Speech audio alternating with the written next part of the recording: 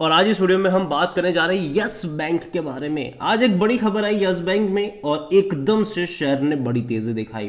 तकरीबन यहां पर 6% की तेजी आई थी और गिरावट बिल्कुल भी नहीं आई। और एंड ऑफ द डे भी अगर आप देखो तो तकरीबन 4.5% की तेजी पर यह क्लोज हुआ है। आज बाजार का मूड अगर हम देखें तो एवरेज था, ठीक है। हालांकि निफ्टी में उतनी बड़ी तेजी नहीं थी, लेकिन फिर भी स्मॉल कैप मिड कैप भैया बड़ी तेजी दिखाते हुए नजर आए। खासकर सरकारी कंपनियां तो कुछ अलग ही मूड में थी, लेकिन यस बैंक में तेजी आने की भी एक बड़ी वजह है। बात करेंगे उसके बारे में, लेकिन उससे पहले अगर आपने अभी तक चैनल को सब्सक्राइब नहीं किया तो प्लीज़ अभी इसे सब्सक्राइब कर लीजिए, क्योंकि आगे भी बहुत सारे वीडियोज़ हैं जो आपको काफ़ी ज़्यादा हेल्प करेंगे। तो 22 रुपये का शेयर है यस बैंक का। एक महीने में भी अच्छा मूव आया है। 19 रुपये का शेयर था, बड़ी तेजी बनी, 23 पे गया, वापस गिर गया और कुछ दिन रहा वहां पर, 3-4 दिन रहा वहां पर।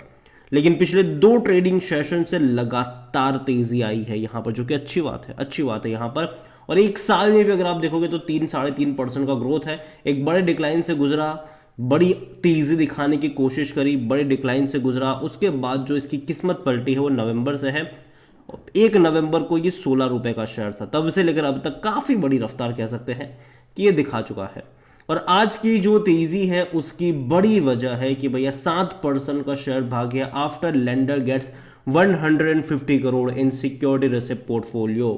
तो यहां पर 150 करोड़ रुपए इनको यहां पर मिलने वाले। यहां पर अगर आप देखोगे तो यस बैंक के शेयर में आज तेजी आई। 52 वीक्स हाई पर ये बैठ चुका है। 23 रुपए का जो लेवल था 52 वीक हाइस का, वहां पर जाकर आया है ये। The private lender declaration of receiving 150 crore, 150 crore इनको मिल रहे हैं from a single trust in security receipt portfolio after NPA portfolio sale. तो देखिए अगेन यस बैंक ने दोबारा से अपने जो एनपीए है उसको बेचकर पैसा कमाने के बारे में सोचा जरूर है। रिनाउंड इन्वेस्टर इंटरेस्ट में be keep the stock in a green for the short term. यहां पर शॉर्ट टर्म में डेफिनेटली यहां पर तेजी देखने को मिल जरूर रही है। यस बैंक ने स्टॉक एक्सचेंजेस को इन्फॉर्म किया था 31 दिसंबर को about the receipt of fund from a single trust. This is with reference to our earlier disclose, जहां पर एनपीए को बेचने की बात थी, ठीक है। NPA portfolio to JC flower ARC on 17 December the bank would like to inform that it has received 150 crore from the single trust in the security deposit और receipt portfolio। तो यहाँ पर अच्छी बात है कि भाई 150 करोड़ इनको मिल रहे हैं। और अगेन मैं कहता हूँ ये शुरुआत है, ठीक है। ऐसा नहीं कि भाई 150 करोड़ में इन्होंने अपना पूरा एनपीए बेच दिया है। एनपीए का जो नंबर है वो और भी ज़्यादा बड़ा है, तकरीबन 4,300 करोड़ के आसपास का एनपीए बेचने का इनका प्लान था। तो यहाँ पर और भी आएंगे। और देखा जाए तो देखो एनपीए अच्छा तो नहीं होता, ठीक है, अच्छा तो नहीं होता है, लेकिन रिकवरी करने की कोशिश करता है बैंक। नहीं हो पाता है तो भैया सस्ते दाम में वो किसी और को बेच देता है कि चलो भैया हमारा बर्डन अब आप ले लो, उसके बदले हमको थोड़ा सा पैसा दे दो। और ये चीज़ होती है यहाँ पर। और यस बैंक में भी यही हो रहा है। इससे पहले भी इन्होंने अपने एनपीए को बेचा था, जेसी फ्लावर को ही बेचा था अपना एनपीए। और आज वॉल्यूम्स भी देखोगे तो 5,77,00,000 से भी ज़्यादा की क्वांटिटी में शेयर ट्रेड होते आज नजर आए। तो काफ़ी बड़ी क्वांटिटी में कह सकते हैं कि यस बैंक में आज शेयर ट्रेड हुए ज़रूर है। खबरों का भी यहाँ पर एक अलग से योगदान कह सकते हैं कि देखने को मिला है। और according to Moneycontrol users 67% लोग कह रहे खरीदारी करो, 11% लोग कह रहे बेचो और भाग जाओ, 22% लोग कह रहे यहाँ पर होल्ड करो। कंपनी में अगर आप नंबर्स भी देखोगे तो भाई साहब इंक्रीज हुए हैं 2023 फाइनेंशियल ईयर में इनके रेवेन्यू वाइज भी, और प्रॉफिट में पिछले 2 फाइनेंशियल ईयर्स में कंपनी बैंक प्रॉफिट कर रहा है, वरना उससे पहले हालत खराब थी। यस बैंक क्राइसिस हम सब ने देखा, देखो बैंक बर्बाद ही होने वाला था, ठीक है, बर्बाद हो ही जाता ये बैंक। एसबीआई ने और बाकी सारी बैंक ने मिलकर इसको बचा लिया, वरना ये बर्बाद होने ही वाला था। जहां तक वैल्यूएशन की बात है, देखो 22 रुपये आपको देखने में बहुत सस्ता लगेगा, ठीक है, लेकिन सस्ता नहीं है। अगर आप एक्चुअली में देखो तो 73 का पी रेशो इसका, सेक्टर पी 19 का, देखो सस्ता कतई नहीं है ये। जिस वैल्यूशन के ऊपर ये बैठा है महंगे वैल्यूशन के ऊपर है ये। कोई भी एनालिस्ट खरीदारी करने की बात यहाँ पर नहीं कर रहा है। जहाँ तक शेयर होल्डिंग को लेकर अगर हम देखें तो प्रमोटर के पास कुछ भी नहीं है। जो थे राणा कपूर एंड फैमिली, वो तो भाई साहब यहाँ से अब निकल चुके हैं। म्यूचुअल फंड्स के पास 0.14% की होल्डिंग है। डोमेस्टिक इंस्टीट्यूशंस के पास 40.77% का स्टेक है। और एफआईज यहाँ पर 23.40% की होल्डिंग लेकर बैठे हैं। रिटेल और अदर्स के मिलाकर 35.69% की होल्डिंग है, जिनमें से रिटेल इन्वेस्टर 22.35% पर है, अदर पार्टीज 13.35% की होल्डिंग लेकर बैठे हैं। देखिए ओवरऑल अगर आप यस बैंक को लेकर देखें तो बैंक जो है वो खराब नहीं है, प्रेजेंट सिनारियो में है। ठीक है, आज से 2 साल पहले डेफिनेटली बहुत खराब बैंक हुआ करता था, जब क्राइसिस आया था भैया डूबने के कगार पे था, और बाकी सारे बैंक्स ने मिलकर इसको बचाया था। ठीक है, और जहां तक बात करी जाए तो आज से 3 साल पहले जब यस बैंक क्राइसिस आया, काफ़ी सारे बैंक से जब मिलकर इसको बचाया था, तो याद रखें पहली जो फंड रेजिंग हुई थी वो 10,000 करोड़ रुपए की हुई थी, लेकिन इक्विटी के थ्रू हुई थी। 10 रुपए पर शेयर पर बहुत सारी बैंक्स ने तब इक्विटी खरीदी थी, आपको पता हो तो। और तब 3 साल का लॉक इन पीरियड लगा था कि भैया 3 साल से पहले बैंक्स अपना शेयर्स नहीं बेच सकते हैं यस बैंक के।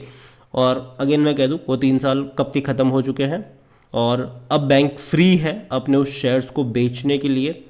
तो देखना ये भी इंटरेस्टिंग होगा आने वाले टाइम में शेयर होल्डिंग पैटर्न में, कि जब ये तेज़ी आ रही है, क्योंकि 10 रुपए के भाव पर इक्विटी सबने खरीदी थी, अब तो भैया डबल से भी ज़्यादा पैसा इनका बन चुका है। तो प्रॉफिट टेकिंग कब करेंगे वो लोग, क्योंकि देखो प्रॉफिट टेकिंग कभी ना कभी तो करने वाले हैं बैंक्स। ठीक है, तो वो देखना इंटरेस्टिंग रहेगा कि प्रॉफिट टेकिंग यहाँ पर कब आएगी, कब वो अपने शेयर्स बेचने के लिए निकालेंगे। लेकिन जब भी वो ऐसा करेंगे शेयर में एक फॉल एक्सपेक्टेड होगा शॉर्ट टर्म के लिए।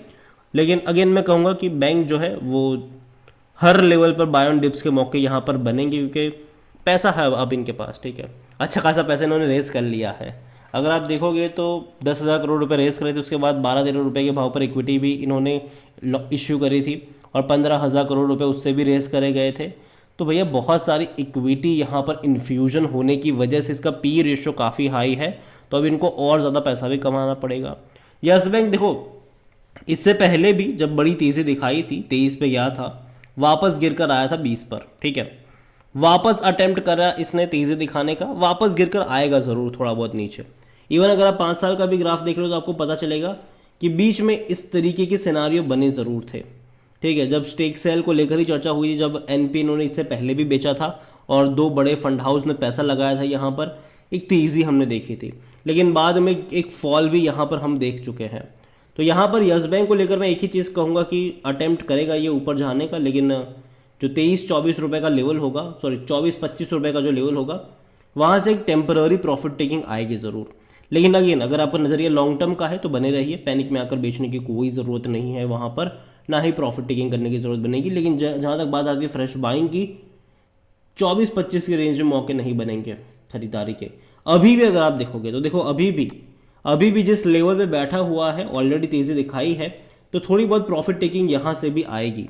तो यहाँ पर अगर आपका अप्रोच ये है कि भाई साहब मैं बहुत बड़ी क्वांटिटी खरीद लूँ, तो वो थोड़ा सा गलत होगा।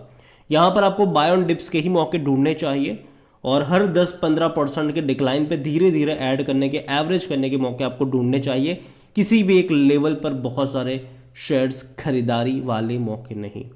ये मेरा मानना है, बाकी मर्जी आपकी है। और अगेन यस बैंक मेरे हिसाब से जो पुरानी ख़राब चीज़ें वो पीछे छूट चुकी है, अच्छा खासा पैसा इन्होंने रेस करा ज़रूर है, और आने वाले टाइम में भी बैंकिंग सेक्टर का भविष्य उज्जवल नज़र आ रहा है। और जहाँ तक बात है, बीच बीच में देखो खबरें आती रहेगी आरबीआई की तरफ से भी कि भाई कंज्यूमर लोन को लेकर दिक्कतें हैं, इंटरेस्ट रेट को लेकर भी अगर आने वाले टाइम में इंटरेस्ट रेट में कटौती होती है, वो भी एक पॉजिटिव सेंटीमेंट ही रहेगा, वहाँ से भी तेज़ी ही आएंगी। तो ये पॉजिटिव और नेगेटिव चीज़ों का जो दौर है वो चलता रहेगा, पहले भी चला था, आगे भी चलेगा।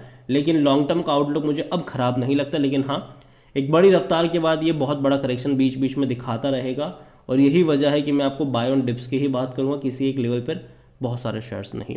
वीडियो को यहीं पे एंड करता हूँ, पसंद आया हो तो लाइक करो, शेयर करें, चैनल अगर पहली बार है तो प्लीज़ सब्सक्राइब करें। और यस बैंक के बारे में आप क्या सोचते हैं वो भी आप मुझे कमेंट में लिख कर बता सकते हैं। Thank you.